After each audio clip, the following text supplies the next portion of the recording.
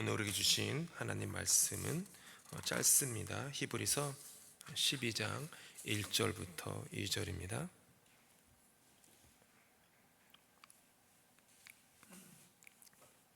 히브리서 12장 1절부터 2절 짧으니까 함께 읽도록 하겠습니다. 천천히 시작.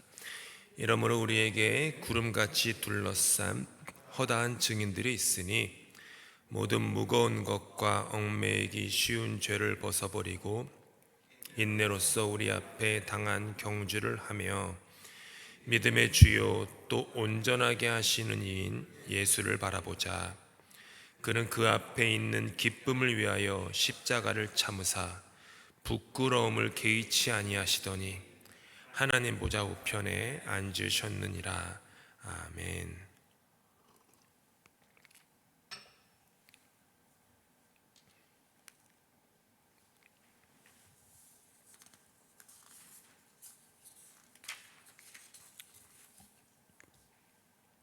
보이시는지 모르지만은 제가 이게 입고 있는 안에 옷이 있지 않습니까? 여기 뭐라고 써 있냐면은 Start the party, 축제를 시작하여라 이 말이에요. 이게 이번 여름 성경학교 주제입니다. 그래서 요 색깔이면은 봉사자들, 스태프들 오시고 어린이들은 제가 기억하기로는 병아리 삐약삐약 노란색인 걸로 알고 있습니다. 그래서 Start the party. 그래서 성경에 나오는 예수님께서 죄인들을, 환영받지 못하는 사람들을 찾아가시고 그들을 친구 삼아 주시고 내가 너와 함께 잔치를 열어야겠다 했던 그 이야기들입니다. 다음 주 월요일에는 세리 마태를, 그 세금을 징수하는 곳에 우리 벌써 몇 달 전에 누가복음에서 묵상했던 본문이죠. 세금을 징수하는 그 부스에서 있었던 세리 마태에게 내가 너희 집에 가서 좀 파티를 해야겠다 했던 예수님, 그걸 이제 월요일, 화요일 이제 우리 참가하는 캠퍼 참 학생들이 배우는 거죠. 위에서 기도해 주시고요. 그리고 관심 가져 주시고 뭐라도 좀 도울 게 없나 들여다봐 주시고 그래서 그리고 무엇보다 2주 동안 진짜로 우리 어린이들의 영혼 가운데 또 봉사자들 가운데 정말 예수 안에서 오는 기쁨의 잔치가 회복되고 즐거움이 있고 기쁨이 웃음이 넘치는 그런 자리 될 수 있도록 꼭 많이 기도해 주시길 바랍니다. 여러분들 아시는지 모르지만 신앙생활 오래 하신 분들은 아실 거예요. 뭔가 이렇게 선하고 좋은 일을 하기 위해 할 때면은 꼭 이렇게 여러 가지 일들이 있습니다. 시험에 드는 일도 있고 유혹에 드는 일도 있고 뭐가 안 되는 일도 있고 그래서 참 기도가 많이 필요합니다. 그래서 기도 많이 해주시고 기도로 많이 도와주시고 한국에 갔을 때 그 설교하러 갔더니 인도하시는 그 찬양 사역자께서 그러더라고요. 표적 기도를 하자고, 그러니까 화살 기도. 그래서 뭔가 봤더니 어느 한 지점을 정해놓고 거기에 그걸 관역을 정해놓고 거기다가 화살을 쏘는 것처럼 거기에 집중적으로 기도하자, 그 뜻인 것 같더라고요. 제가 들어보니까 화살 기도를 해주시길 바랍니다. 진정으로 이제 화살 기도를 해서 여러분의 마음의 활시위를 좀 많이 당기셔서 멀리 보내셔서 정말 그 예수님의 그 마음 가운데 또 어린이들의 마음 가운데 이렇게 해주시면 감사하겠고, 특별히 저를 위해서도 기도 많이 해주셔야 됩니다. 오늘도 예배 딱 앞두고 제가 좀 일찍 왔어요. 또 오늘 그러니까 어린이들 인턴들과 함께 늦게까지 이제 아침부터 쭉 분주하게 사실 수요일은요 저한테 제일 중요한 날 중에 하나입니다. 수요일 날 오전 오후가 제가 주일 설교를 집중적으로 준비하는 시간을 떼어놓은 날이에요. 근데 오늘은 그럴 수가 없더라고요.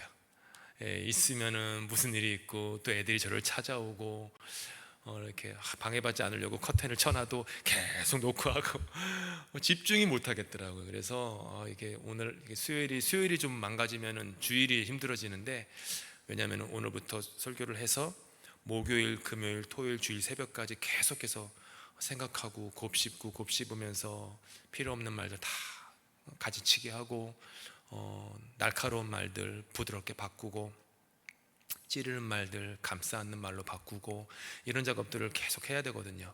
그래서 이렇게 보니까 오늘도 이렇게 그래서 수요예배 설교가 좀 부족한 것 같아서 일찍 왔는데 이렇게 혼자서 예배를 준비하려니까 구멍난 데가 너무 많은 거예요. 갑자기 막 이것저것 막 마이크도 여기 서 있고 치워야 되고 문은 열려 있고 이거 했는데 컴퓨터는 안 돼 있고 기타는 어떻게 해야 되나 막 그러다 보니까 아까 죄송하지만은 7시 20분에 올라가서 제가 컴퓨터 세팅하고 있지 않았습니까?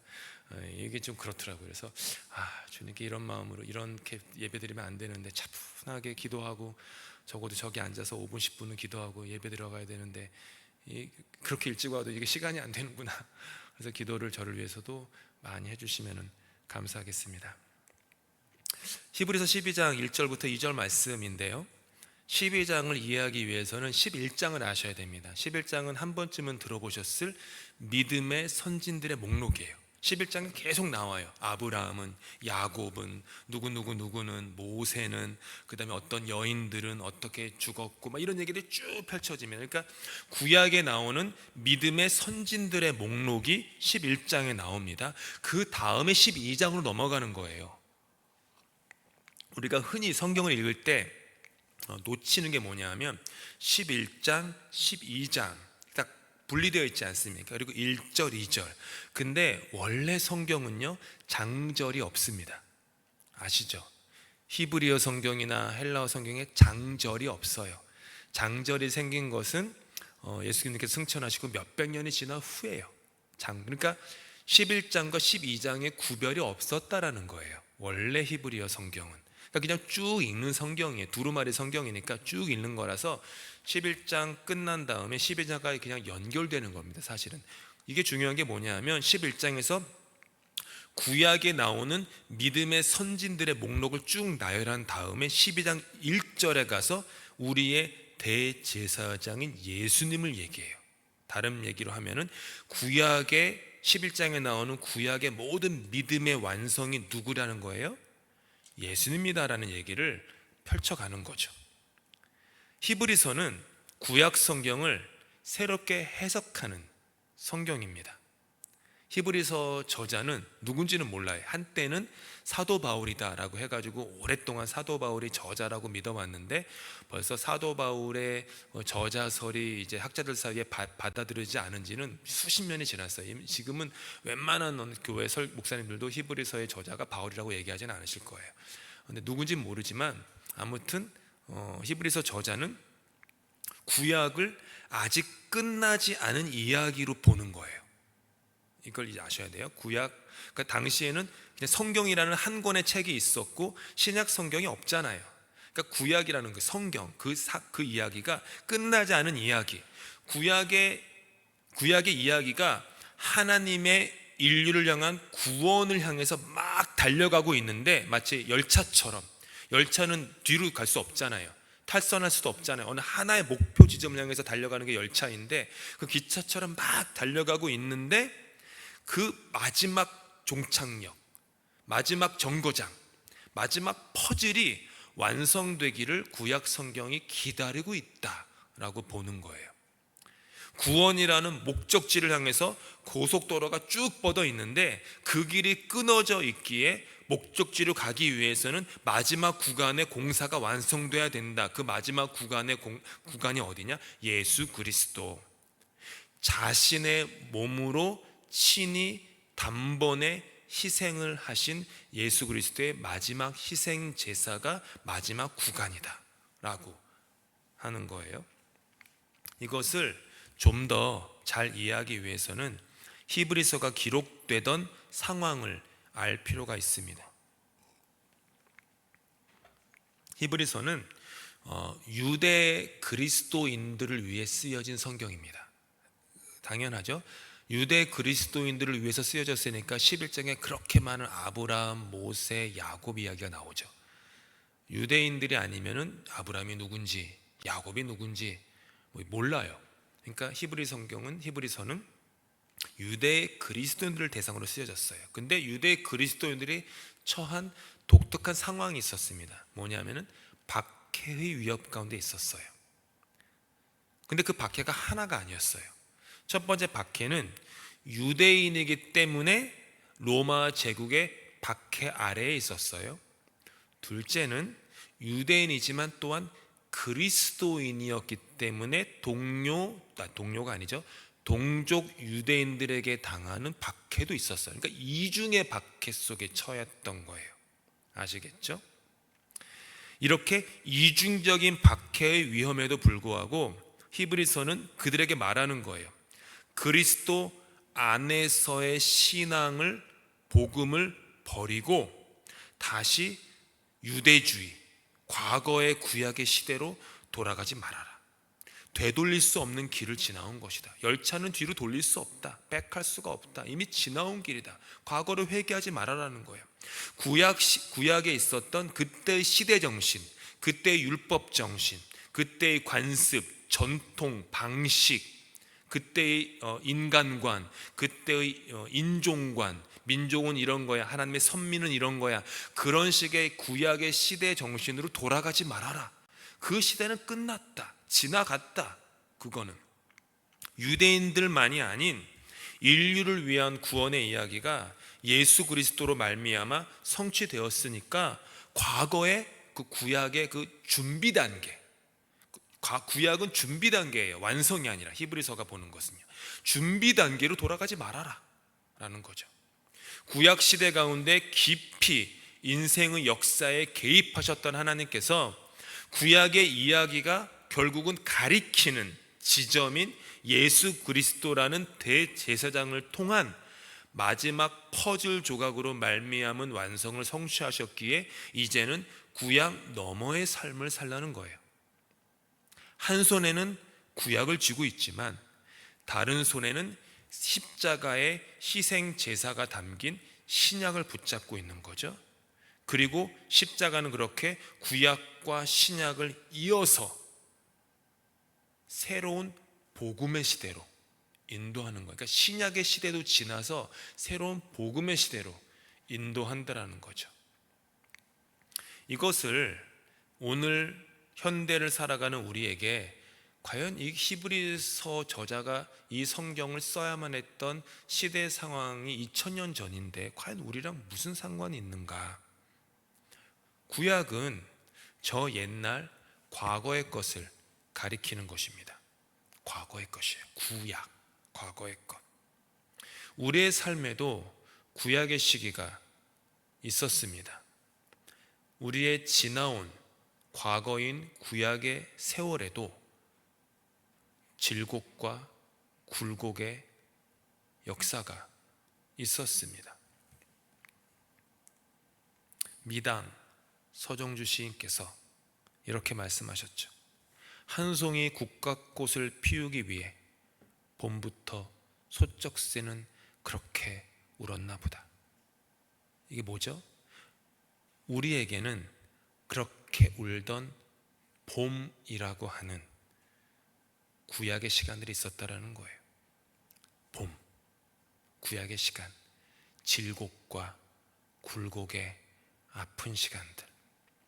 그 길 가운데에는, 그 우리의 봄에는 우리의 가슴을 흥분시키는 짜릿한 순간들도 물론 있었지만 동시에 다시는 기억하고도 싶지 않은 아픈 순간들도 있었습니다. 그런데 그런 것을 보면서 세상은, 인생은 우연이야, 인생은 그냥 우연처럼 지나가고 흘러가는 거야 라고 하면서 구약시대의 그렇게 울었던 봄을 무심코 흘려보내라고 우리에게 말합니다. 세상은 그래요. 하지만 히브리서 저자는 말하는 거예요. 하나님의 생각 속에서, 하나님의 원대한 긴, 그러니까 100m 경주가 아니라 마라톤 같은 긴 경주의 큰 틀에서 우리의 구약의 봄을 바라보면 소쩍새가 그렇게 울던 아픈 봄의 대지 안에 신약의 새로운 날을 위한 예수 십자가의 겨자씨가 열심히 멈춤 없이 심어지고 있었다라는 것을 깨닫게 된다는 거예요. 아시겠죠? 이게 마태, 마가, 누가, 요한, 바울, 신약 성경의 저자들이 발견한 비밀이에요.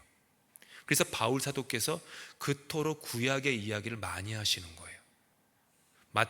특별히 마태복음은 처음부터 끝까지 계속 이렇게 됨으로 말미암아 구약의 어떤 구절이 성취되었더라, 이런 얘기를 반복해요. 끝까지 한번 마태복음을 읽어보시면 구약의 성취에 대해서 마태는 그냥 꽉 차 있어요. 그 마태의 그 마음이. 즉, 그렇게 보니까 구약에 있었던 그 사건들이, 심지어 나의 과거의 그런 사건들이 의미 없이 우연처럼 흘러가던 그냥 그런 것이 아니라, 허무한 세월들이 아니라 하나님의 나라, 하나님의 뜻 가운데에서 하나님이 그렇게 우리가 울던 봄의 시간에 하나님께서 열심히 쉼 없이 생명의 씨앗을, 예수의 씨앗을 내게 심었던 곳이구나, 그거를 깨닫게 된다라는 것이죠. 그리고 히브리서는 그렇게 우리로 하여금 구약을 지나 새로운 시대로 우리를 초청합니다. 하나님은 어제도 계셨고 오늘도 계시며 이제 곧 오실 분입니다. 하나님은 어제나 오늘이나 내일이나 동일하신 역사의 주관자라는 거예요.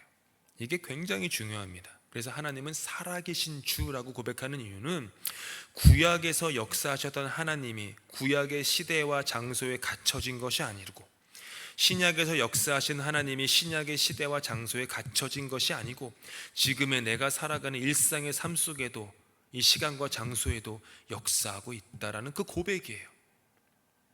나의 가정과 공동체와 사회의 역사가 푸른 초장을 지나건 사망의 음침한 골짜기를 지나건, 우리 하나님이 모든 시간과 나의 모든 상황을 관통하여서 언제나 하나님으로 멈춤 없이, 정지함 없이 내 인생 가운데 일하고 계시다라는 고백이고, 우리 역사 가운데, 공동체 가운데 지금도 쉼 없이 일하고 있다라는 그런 놀라운 신앙의 고백이요, 역사관입니다. 내가 의미 없다고, 기억하고 싶지 않다고 했던 것들조차도 하나님의 원대한 계획 안에 있는 퍼즐의 한 조각이었던 것입니다. 우리는 결코 우연의 열매도, 우리의 삶은 우연의 연속도 아닙니다. 지금 이때 우리 가운데 이 일이 있는 것은, 이 사역이 있는 것은 하나님의 창세전부터 있는 뜻 가운데 봄부터 소쩍새가 그렇게 울다가 결국에는 한 송이 국화꽃이 이제서야 피어지는 그 추수의 때를 우리에게 주시는 거라는 것이죠. 하나님의 신묘막측하신 계획 안에서 더 크신 뜻을 내 삶 가운데 성취하고자 어제도 오늘도 내일도 열심히 일하고 계시는 주님의 신실하심을 보게 됩니다. 그래서 나는 내 삶에 지나온 구약의 시간들을 이제는 진심으로 하나님께 감사함으로, 찬양함으로 올려드릴 수 있습니다. 예전에는 한참 재수도 없었지, 혹은 뭐 인생 다 그런 거지, 뭐 지나가다가 뭐 밟았네, 이렇게 그냥 생각해두고 왜 이렇게 나는 인생이 안 풀릴까, 뭐 이렇게 여러 가지로 해석을 했었지만, 이제는 돌아보고 나니 하나님이 그때도 오늘도 내일도 열심히 일하고 계시니까 나는 나의 그 구약의 시간들을, 그 경험들을, 그 굴곡과 질곡을 하나님께 감사함으로, 찬양함으로 승화시켜 드릴 수 있게 되었다라는 거죠. 믿음의 고백이 그래서 여기서 나오는 겁니다. 내가 지나왔던 구약 역사의 의미를 깨닫게 됨으로 말미암아 나는 구약의 역사에서 자유해지고 평안해집니다. 어둡기만 했었던, 어두운 줄만 알았던 구약의 역사에서 생명의 씨앗을 발견하는 거예요. 밝은 햇살을 발견하게 되는 거예요. 나의 구약 가운데 하나님께서 함께 하셨습니다. 나의 구약의 걸음 가운데 주님의 흔적이 묻어 있었던 겁니다. 그리고 때가 참에 마지막 희생제사, 더 이상 구약의 시대처럼 또 반복하고 또 반복해서 제물을 죽여서 드려야만 하는 희생제사가 아닌 단번에 드린, 반복하지 않아도 될 영원한 희생제사로 드려진 대제사장 예수 그리스도로 말미암아 나는 이제 신약의 시대로 인도함을 받은 겁니다. 그리고 이제 그 복음은 나에게 내일을 바라보라고 나를 살짝 미는 거예요. 히브리서는 미는 거예요. 구약을 넘었지 않느냐, 지금 너가 신약의 시대 속에 신약의 시대 가운데 발을 디디고 서 있지 않느냐, 그러면 이제 구약과 신약의 시대를 넘어 복음의 시대, 성령의 시대, 성령이 유대인뿐만 아니라 모든 민족을, 아까 찬양 고백한 것처럼 모든 민족, 모든 열방주 볼 때까지 복음 차별 없이, 구별 없이 누구에게나 보편적으로 퍼지는 그 하나님의 복음을, 예수 그리스도 십자가의 그 복음을 바라보는 그 새로운 내일을 향해서 걸어가라고 나에게 등을 떠미는 거예요. 복음의 삶을 살라고. 지난주에 제가 선교와 전도에 대해서 말씀드렸는데, 도를 전하는 것, 그거죠. 복음의 도, 복음의 길, 복음의 방식을 전하는 것이죠. 그래서 나는 더 이상 구약의 시대에 갇혀 있지 않게 됩니다. 썩어져가는 옛 구습을 따르지 않아도 되는 것입니다. 옛 습관, 관습, 전통에 얽매이지 않아도 됩니다. 구약과 신약의 시대를 넘어서는 앞날의 기쁨을 위하여 십자가를 참으사 부끄러움을 개의치 않으신 예수님이 나의 구원자이시기 때문입니다.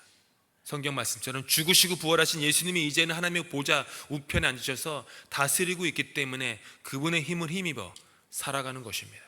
그런 점에서 히브리서는 예수 그리스도, 마지막 희생제사인 예수 그리스도의 십자가가 나의 인생에 하시는 역사를 이렇게 전해줍니다.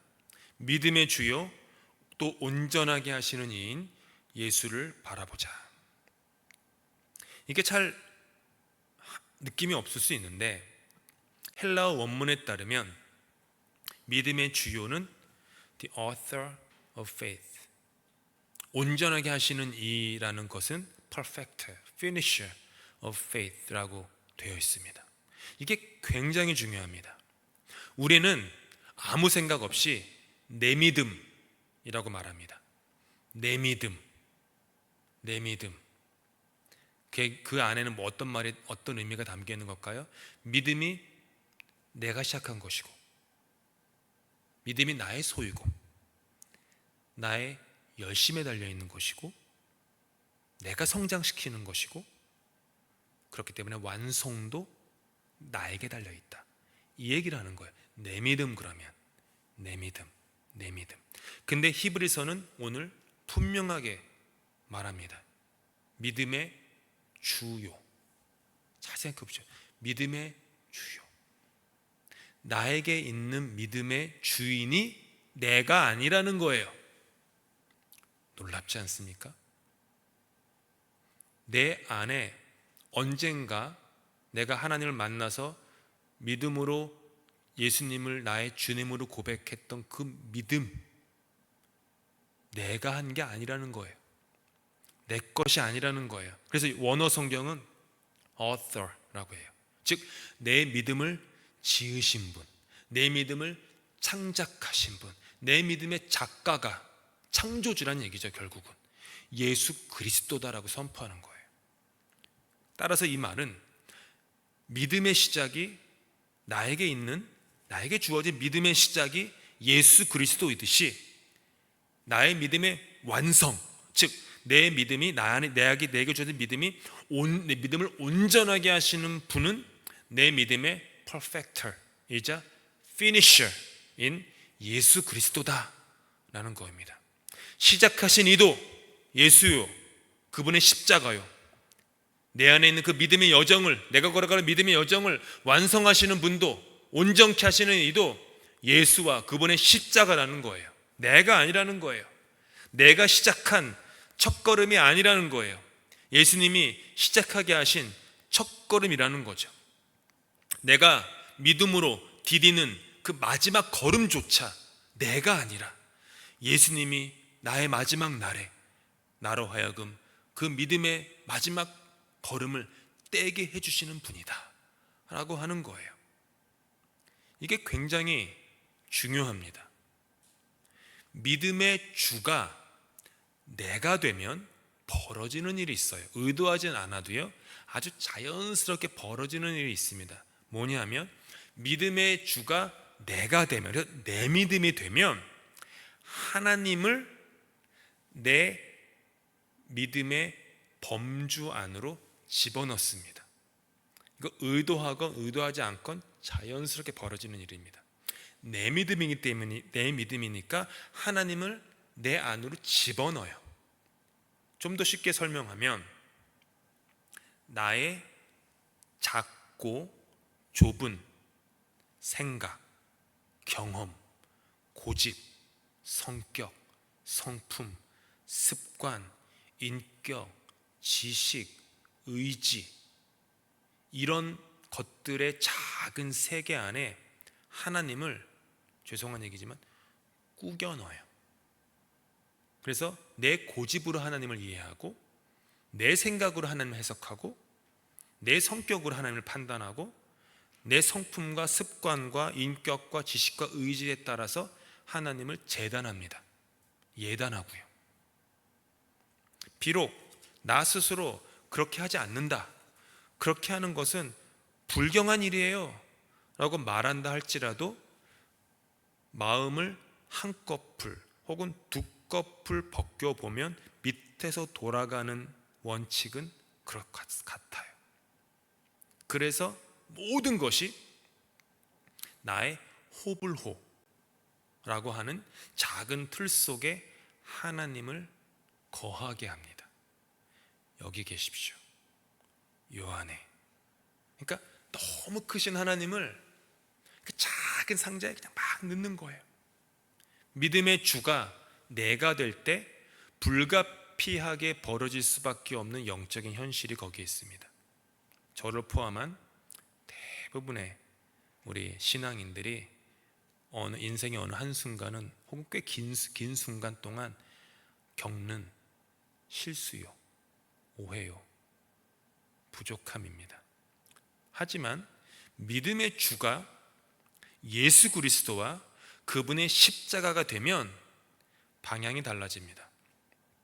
이때는 작고 좁은 나의 것들, 아까 말씀드린 고집이건 성격이건 성품이건 인격이건 의지이건 신앙이건 지식이건 믿음이건 뭐든지 간에 내가 가지고 있는 나의 것들, 그런 모든 것들, 심지어 내가 좋아하고 싫어하는 나의 호불호, 그조차도 하나님의 범주 안에 넣어요. 이 차이를 아시겠습니까? 하나님을 나의 범주 안에 넣는 것과 나를 하나님의 범주 안에 넣는 것, 하늘과 땅 차이입니다. 하나님을 내 안에 담으려고 하는 것이 아니라 나를 하나님 안에 담으려고 하는 겁니다. 하나님을 내 뜻에 맞추려고 하지 않고 내가 하나님께 맞추어 나가려고 하는 거예요. 하나님더러 나의 보폭대로 걸으세요라고 고집 부리지 않고 어떻게 하든지 하나님이 걸어가시는 보폭대로 내가 그분을 종종종 옆에서 따라갈까 애쓰는 거예요. 보이지 않는 하나님께서 저와 여러분에게 주신 보이는 성경의 말씀과 성령에 나의 모든 것을 맞추어서 살아가려고 애쓰게 됩니다. 삶의 방향이 달라져요. 제가 볼 때 이거는 예수 믿고 천국 가는 중생과 버금가는 거듭남이라고 생각해요. 삶의 방향이 달라진 거기 때문에. 근데 잘 티는 안 나요. 근데 오랜 시간 그 사람의 인생을 놓고 보면 그 모습이 드러나죠. 그 앞에 있는 기쁨을 위하여 십자가를 참으사 부끄러움도 개의치 아니하신 예수님과 그분의 십자가의 세계에 나를 집어넣으니 그 다음부터 나 또한 그분을 향한 기쁨을 위해서 내 앞에 놓인 십자가를 참고 내가 당하는 부끄러움을 개의치 않게 되더라라는 거예요. 방향이 바뀌니까 그게 되는 거예요. 자기를 부인하고 자기 십자가를 지는 것, 내 믿음으로 해보셨지 않습니까? 되던가요? 안 되잖아요. 내가 믿음을 막 일으키고 막 이렇게 해서 나를 부인하고 나의 십자가를 지고 이게 안 돼요. 하나님을 내 속에 집어넣으니까 안 되죠. 내가 그분 세계 속에 들어가면 그 앞에 놓인 기쁨을 위해서 십자가의 부끄러움조차 개의치 아니하신 예수님, 나도 그래야지. 내 앞에 있는 이제 기쁨이 보이는구나. 예전에 안 보였는데 이게 기쁨이구나. 참된 기쁨이 여기에 있구나. 이 기쁨을 위해서 내 앞에 놓인 십자가를 참고 부끄러움조차 개의치 않으며 살게 되는 그런 인생이 된다라는 거죠. 삶을 살아가는 방식과 방향이 이렇게 완전히 달라지게 되는 겁니다. 그러면 나를 뛰어넘어서 살게 됩니다. 나의 경험, 나의 생각, 나의 선호도, 이런 것들 뛰어넘게 되죠. 이것이 구약의 시대를 지나 신약을 관통하여 복음을 살아가는 내일의 삶입니다.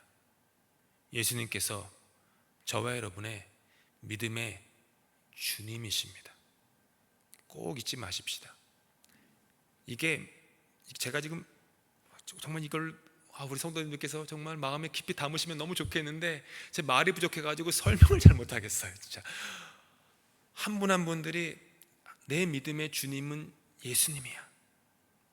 내가 넘어지고 내가 실수하고 내가 부족하고 내가 또 잘못하고 또 죄를 범해도 이 안에 심어놓으신 이 믿음의 주님이 예수님이니 나를 어떻게든 끝까지 끌고 가실 거야. 그러니까 나는 지금 자유해, 기뻐, 행복해, 평안해, 내 자리 넘쳐, 나는 충분해, 나는 자유해, 나는 화목해. 이 고백, 거기서부터 오는 거거든요.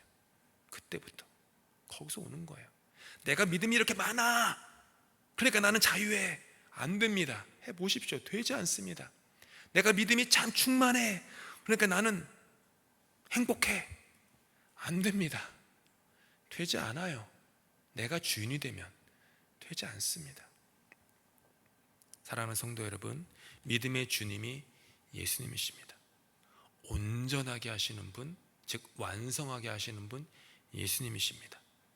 시작하시는 이도 예수님, 마치시는 이도 예수님이니 하루하루 예수님의 뜻 안에서 살아가기 위해서 애쓰십시다. 예수님의 뜻 안에서 그분의 십자가를 바라보며 십자가를 사랑하며 십자가를 내 안에 그 형상으로 내 삶의 이 영혼의 모습으로 가질 수 있도록 그렇게 애쓰면서 살아가서 그렇게 믿음의 주여 온전케 하시는 예수로 말미암아 우리의 마지막이 올림픽 경주의 그 마지막 종착역이 주님으로부터 잘하였도다. 착하고 충성된 종아, 내가 작은 일에 충성하였음에 내 주인의 큰 기쁨에 이제부터 참여할지어다 라는 그 칭찬을 들을 수 있는 저 여러분 다 될 수 있기를 예수님의 이름으로 축복합니다. 기도하시겠습니다. 사랑의 하나님, 예수님께서 내 안에 있는 믿음의 주님이었습니다. 그런 줄도 모르고 내가 내 믿음의 주인인 줄 알고 내가 내 힘대로 믿음을 끌고 다녔습니다. 그래서 매번 실패했습니다. 이제는 그 힘을 놓습니다. 운전대를 굳게 붙잡았던 손의 힘을 내려놓습니다. 주님께 운전대를 드립니다. 주님께 고삐를 맡겨드립니다. 믿음의 주요, 온전하게 하시는 이인 예수를 바라보며 따라가게 하여 주시옵소서. 우리의 삶의 여정이 시작하시는 이도 주님, 마치시는 이도 주님, 알파요 오메가 되시는 예수님으로 말미암아 시작되었사오니 마침도 그렇게 될 수 있도록 우리의 신앙의 여정을 인도하시고 지도하시고 이끌어 주시옵소서. 우리 주님께 상해주기도록 예배 마칩니다. 하늘에 계신 우리 아버지, 아버지의 이름을 거룩하게 하시며 아버지의 나라가 오게 하시며 아버지의 뜻이 하늘에서와 같이 땅에서도 이루어지게 하소서. 오늘 우리에게 일용할 양식을 주시고 우리가 우리에게 잘못한 사람을 용서하여 준 것 같이 우리 죄를 용서하여 주시고 우리를 시험에 빠지지 않게 하시고 악에서 구하소서. 나라와 권능과 영광이 영원히 아버지의 것입니다. 아멘.